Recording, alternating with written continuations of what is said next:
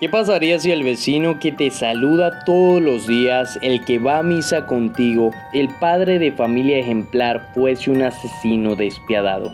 Y si te dijera que durante años una familia entera convivió con víctimas secuestradas a metros de su cocina sin remordimiento alguno. Hoy te voy a contar una historia tan retorcida, tan surreal, que parece inventada, pero no lo es. Cuando imaginas a un criminal, pensamos en alguien con mirada sombría, actitud sospechosa, ropa desgastada, quizá algún tatuaje visible, cicatrices. En resumen, alguien de quien naturalmente desconfiaríamos.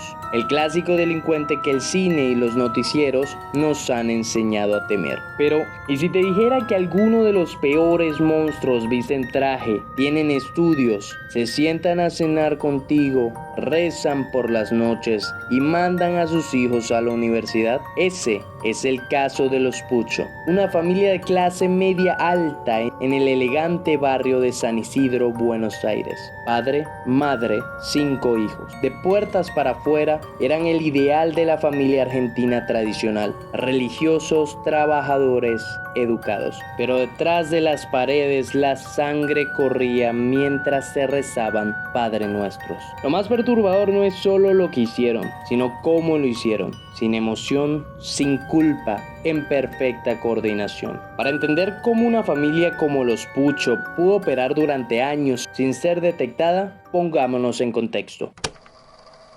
Se comunica a la población que a partir de la fecha el país se encuentra bajo el control operacional de la Junta Militar. Creación bajar el colectivo, 12 de la noche. Mujeres una fila, hombres otra fila.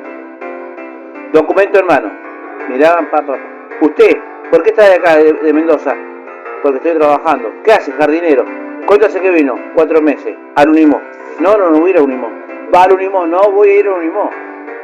Subí el colectivo a la puta que te parió. Mis chicos no eran subversivos, trabajaban y estudiaban. Eso es lo que hacían. Estamos en la Argentina de los años 80, un país que venía saliendo de la dictadura militar más sangrienta de su historia. Desde 1976 hasta 1983, el país vivió bajo un régimen de terror, secuestros, desapariciones y torturas. Cualquier sospechoso de ir en contra del régimen podía desaparecer sin dejar rastro. El miedo y la desconfianza eran el pan de cada día. En ese caos, muchos se acostumbraron a mirar hacia otro lado. La muerte, los gritos en las casas, los autos sin matrícula, se volvieron parte del paisaje urbano. Y cuando finalmente volvió la democracia en 1983, las heridas estaban lejos de sanar. La policía, la justicia y las instituciones aún estaban corrompidas y desgastadas. El crimen organizado crecía y las secuelas del autoritarismo seguían latentes. Y en ese ambiente de incertidumbre y confusión, los Pucho encontraron la oportunidad perfecta para trabajar. Pero ¿quiénes conformaban la familia? Tenemos a Arquímedes Pucho, el patriarca, ex agente de inteligencia supuestamente ligado a la CIDE y al servicio de inteligencia del ejército durante la dictadura militar. Inteligente, calculador, frío, era quien ideaba y dirigía los secuestros y hasta el último minuto de su vida jamás mostró arrepentimiento. Epifanía Calvo, la madre silenciosa, sumisa, ama de casa, aunque no había pruebas contundentes de su participación directa, lo más impactante es su pasividad. Escuchaba a las víctimas secuestradas gritar a metros de la cocina y seguía preparando la cena. Alejandro Pucho, el hijo mayor, estrella del rugby en el Atlético de San Isidro, selección nacional, carismático, nadie podía sospechar de él. Fue clave en varios secuestros y vivía la doble vida a la perfección. Daniel Arquímedes Pucho, alias Maguila, de contextura grande y torpe, tenía un perfil más bajo que su hermano Alejandro y no era tan visible en lo social. Participó activamente en uno de los secuestros ya que vivió un tiempo en Australia donde estudiaba y trabajaba en negocios familiares. Guillermo Pucho, el hijo que se distanció de la familia, logró evitar implicarse y más tarde se fue del país. Siempre negó conocer los crímenes. Daniela y Silvia Pucho, las hijas, vivían en la misma casa, siempre alegaron ignorancia, pero es posible no saber que hay alguien atado y vendado en el baño del fondo durante semanas. Pero el clan nunca estuvo solo. Como colaboradores externos tenemos a Roberto Díaz, ex militar cómplice en logística y vigilancia. Era el que proveía las armas y vigilaba a las víctimas. Guillermo Fernández Laborde, un ex oficial que confesó todo y permitió descubrir la verdad. Franklin Ramón Arce fue un ex miembro del ejército militar con formación en inteligencia. Estuvo involucrado especialmente en el secuestro y asesinato de Eduardo Aulet. Todos con pasado militar o contactos con servicio de inteligencia. Todos con entrenamiento y todos con sangre fría. Los Puchos secuestraban, torturaban, extorsionaban y en la mayoría de los casos asesinaban. No lo hacían en una cabaña aislada ni en un sótano abandonado. Lo hacían en su propia casa, a metros de donde dormían sus hijos, comían en familia o rezaban el rosario. Las víctimas eran conocidos de la familia, gente del mismo círculo social. Eso hacía más fácil el trabajo y más perturbadora la historia.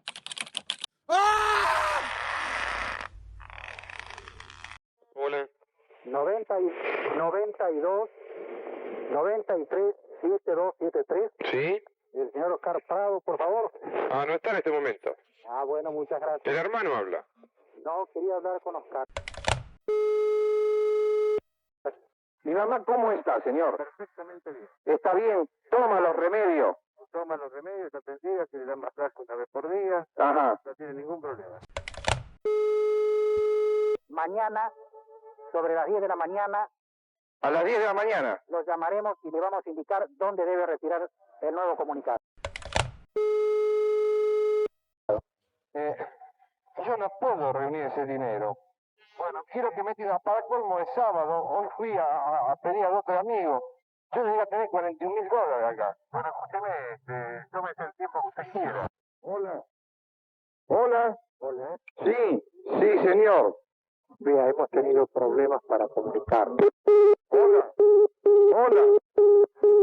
La tarde de 1982, en las inmediaciones del hipódromo de San Isidro, en la provincia de Buenos Aires, Argentina, Ricardo Manuquian, joven empresario, estrella de rugby de la ciudad e hijo ejemplar, sin duda alguna con una vida próspera, es abordado por uno de sus mejores amigos y secuestrador, Alejandro Pucho. Se describe como Manuquian fue atraído con un engaño posiblemente del propio Alejandro y llevado a la casona de San Isidro. La familia Manuquian pagó un rescate millonario, pero Ricardo nunca regresó. Su cuerpo fue encontrado semanas después con 2 disparos en la cabeza. La brutalidad del crimen heló a la sociedad.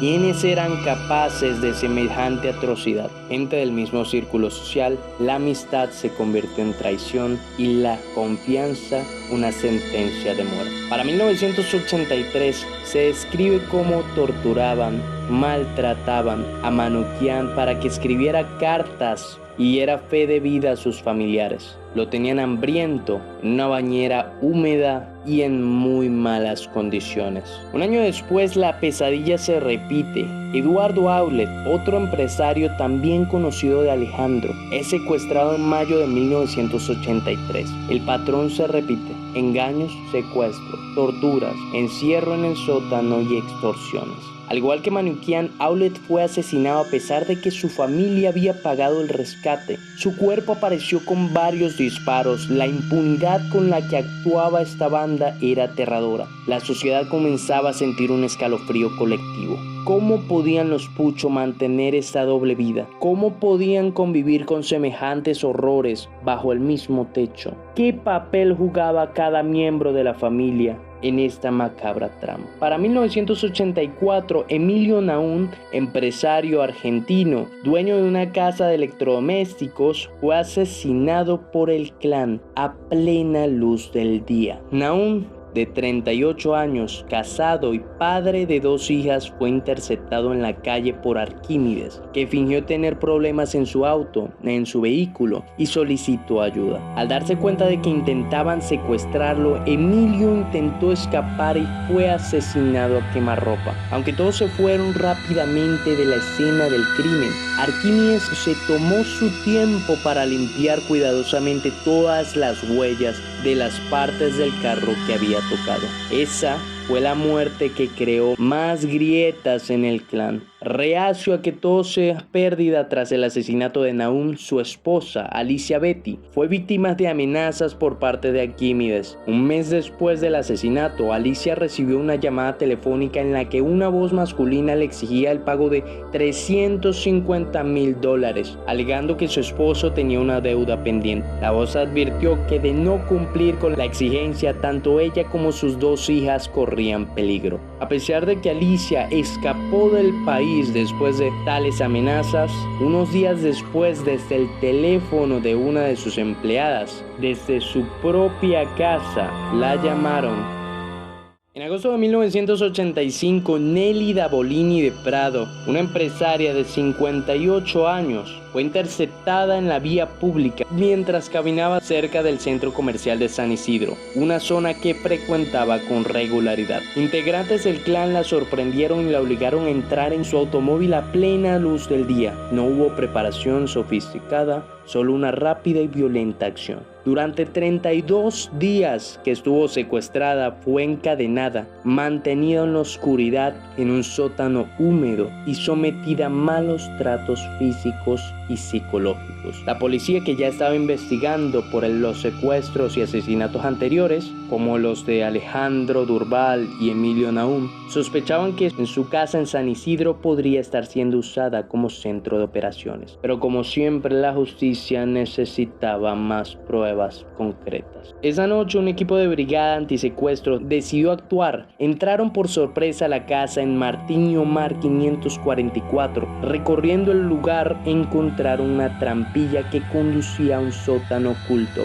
bajo la casa. En ese pequeño espacio subterráneo, oscuro y húmedo, estaba Nélida Bolini de Prado, encadenada, desnutrida y en estado de shock. Al descubrir que la habían salvado, quedó en silencio por varios segundos y arrancó a llorar desenfrenadamente. Esta era la casa de los Pucho. Contaba de 2 plantas, la alta, donde se reunían usualmente para elaborar sus planes, donde en el baño mantuvieron a Eduardo, la planta baja, donde ingresaban a la casa por medio de un portón grande, donde se la pasaba usualmente la familia. También habían 2 tiendas familiares y se accedía al sótano. Y el sótano donde realizaban la mayoría de secuestros. Entonces, ¿cómo pudieron los vecinos, los amigos, incluso la propia familia no sospechar nada? ¿Qué señales pasaron desapercibidas? ¿O acaso algunos prefirieron no ver? ¿Pero qué pasó con ellos? Después de la detención, Alejandro Pucho fue detenido y sufrió varios intentos de suicidio. Se cuenta cómo se lanzó desde el 5º piso del Palacio de Tribunales. Sorprendentemente sobrevivió y luego intentó suicidarse 2 veces más, fallando en cada una. Murió en 2008 en el olvido. Epifanía Calvo y las hijas nunca fueron condenadas. Alegaron ignorancia, pero la duda siempre quedó. Los cómplices, condenas menores, algunos murieron, otros desaparecieron del mapa. Y Arquímedes Pucho murió a sus 83 años de edad por un derrame cerebral. Ninguno de sus familiares quiso reclamar el cuerpo y fue enterrado solo en una fosa común. Esa historia duele, indigna, perturba, porque rompe con la idea de que el mal tiene cara de villano. Los Pucho no eran marginales, no eran pobres desesperados, eran clase media alta, educados, religiosos, eran lo que se supone que es la gente decente. y eso es lo que lo hace más siniestro. Vivieron una doble vida con una naturalidad que hiela la sangre. Encerraban personas mientras rezaban el rosario. Comían en familia mientras sus víctimas gritaban de hambre a metros. Se miraban a los ojos sin culpa y lo hicieron durante años. El mal absoluto, quizás. Pero lo más escalofriante no es lo que hicieron, sino que podrían ser cualquier familia, en cualquier barrio, en cualquier época. ¿Crees que una madre puede ignorar que hay un secuestrado en su casa por semana? ¿Es posible que las hijas no supieran nada? ¿Cuántos crímenes como este seguirían ocultos hoy detrás de fachadas impecables? Y si tu vecino no es quien tú crees que es. Si te gustó este video, dale like, comenta, y si te impactó esta historia, suscríbete para más casos igual de oscuros. Y ya sabes, sígueme para más y vení que te cuento una más. ¿Muchos secretos a la tumba? Es posible. ¿No los va a revelar? No puedo.